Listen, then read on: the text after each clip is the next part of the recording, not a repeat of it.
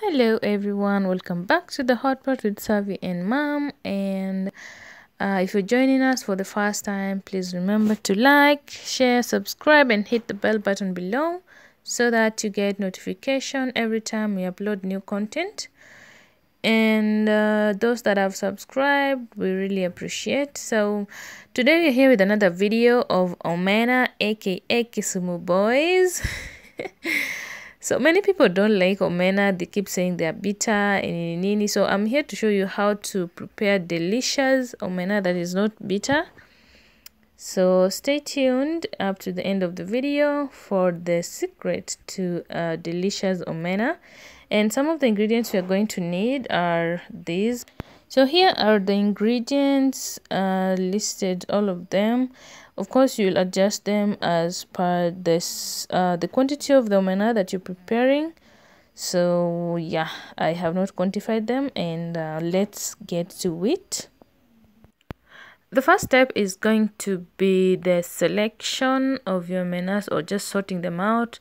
And sometimes I usually like separating the larger ones from the smaller ones, because I usually prefer to cook the same size. So if I have larger ones, I will separate them and cook them as the larger ones and then the small ones together. And this is also to remove any visible dirt. Sometimes they are the bigger the small fish, we call them fulus. I don't like cooking those together with my omena, so I usually remove them as well. And then you'll need to wash your omena in hot water. Okay, it doesn't have to be necessarily very hot, just hot enough for you to dip your hands in. And then after this, shock them with cold water and then just rinse them out. Of course, the number of washes will depend on how dirty your omena is. If you feel like it's still too dirty, you can just rinse them again. Please rinse with cold water, because the hot water will make them a bit soft and might make your frying difficult. So it's advisable to just rinse them out. After the first wash with the hot water, just rinse them out with cold water. And you can see mine was not so dirty, so I just did one wash and one rinse. In some cases, you'll find there's a lot of sand that is left at the bottom. So in that case, just continue rinsing until all the sand is gone. And then the next step will be to heat your oil in a sufuria or a pan or whatever it is that you're using. Please make sure the oil is hot, like very hot, so that the omena does not stick to the bottom of the sufuria.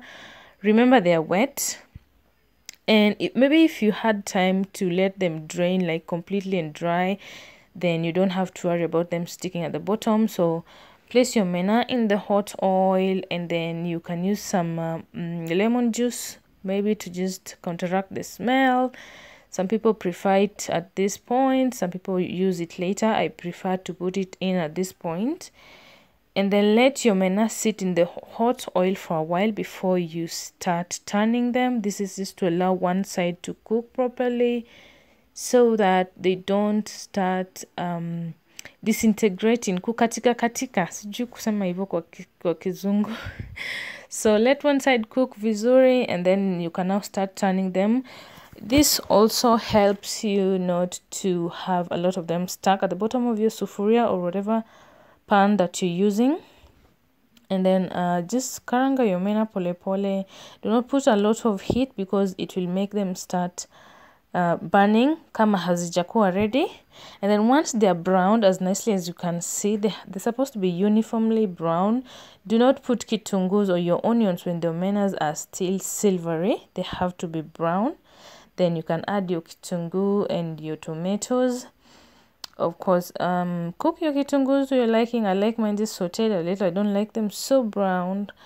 And then I added some curry powder and just cooked that nicely, as you can see. Let it thicken and mix well. Then add some salt.